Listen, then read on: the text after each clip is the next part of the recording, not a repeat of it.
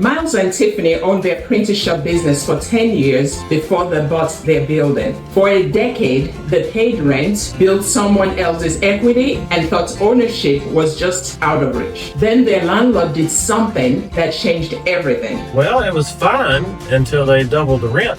And that was probably the biggest frustration. We doubled the rent. Yes. Doubled. Not 5% increase, not 10% increase. They doubled their rent. And this is the reality for business owners who lease. You're at the mercy of someone else's decisions, someone else's greed, someone else's timeline. You build your business, you invest in the space, you create systems, you bring in customers, and then one day you get a letter that says, we're doubling the rent. Well, we signed our last 3-year lease right when COVID hit.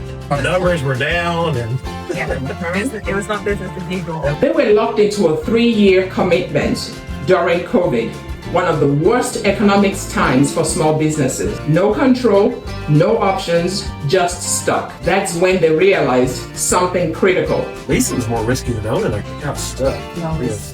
Here's what most business owners don't understand. Ownership is not a risky move. Leasing is. When you own, you control your fate. You control your costs. You build your equity. When you lease, you're building wealth for someone else while gambling that they will not price you out of your own business. Myles and Tiffany learned this the hard way, but they did something about it. And tomorrow, I'm going to show you exactly what they did and how you can do it as well. If you're a business owner and you're tired of making someone else rich, call me at 615-566-1134. I'm 𝗪𝗸𝗲𝗀𝗨𝗪𝗏 with Crown Realty Experts. They call me the real estate investment queen.